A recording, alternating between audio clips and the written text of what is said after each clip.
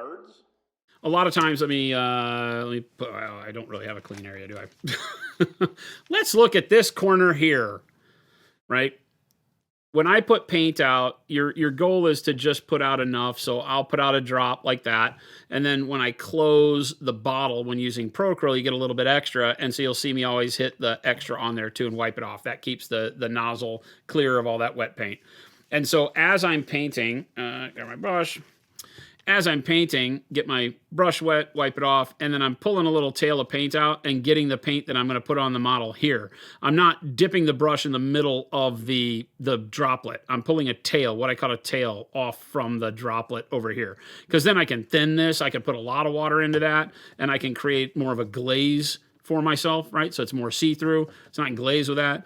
And then if I need more paint, I go and grab the side of the droplet and pull it over here again if I need less water, or if I want to darken that up, keep pulling from the tail. I still have that droplet is good right here. What a lot of people do is they start doing this with the droplet. You know, they spread it out over a large area, and now they're painting with that. Maybe they put water in it, thinner, whatever they're using. But now what you've done is you've taken that droplet of paint that is fairly immune to evaporation, and you've spread it out thin and given more of the surface area of the paint the ability to touch air, which is what causes the evaporation. And now that whole, and it's thinner, so now that whole area dries up and you lose all that paint. Because if I spread it out like this and then go over and paint, yeah, while I'm painting, now you have the opportunity to lose all of that paint. Whereas the droplet would not have evaporated. Make sense?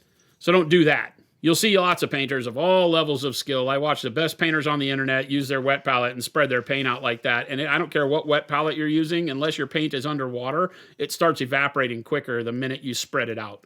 So stop spreading it out. Look at all my colors. All of my colors. This is not a big spread out piece of a lump of paint. You can see all the tails here. This is like me loading the palette with the same color over a long period of time as we painted this color. Right? Same with all of these where there's a larger amount of paint. It means I was using that color for a long time, and I just kept putting paint on there, and as I pull away from the tail, I spread it out. But none of these are spread out on purpose. They're all like right here where I've been working with the yellow and the blue. They're both just little pools of paint still, and they're still good. The whole time I've been working. The orange is still good. This blue, that's all, well, it's a little good. Chat question, do you pull a tail every time you add water to your brush? Yeah. Yeah, because, you know, just like when you spread the paint out, if I pull that tail, it's now a very thin puddle of paint. It will dry pretty quickly. So I go and paint, and by the time I come back, this little tail is now dry. The droplet isn't, so I got to pull more paint down into that tail. So when I'm mixing, I'll grab some of the yellow, I'll pull it over here into a tail out of the blue. So I'll grab the color I want to mix into the other one, the yellow, right in the middle of the puddle, and then touch the edge of the blue and mix it out here to get my color. So my puddle that I'm messing with here is mixed. That's going to dry very quick. So I continue to come over and grab from the puddle, pull a little bit more blue, and make those colors match. Right? So I'm always remixing into the pool of color. So here's the color I'm using. I've got yellow.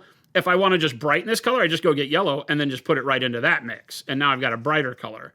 And I can continue to do that for a while, right?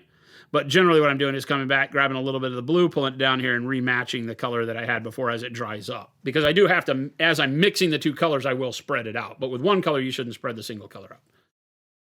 Hopefully that makes sense. That'll help the life of your paint extend beyond what you're experiencing now for sure.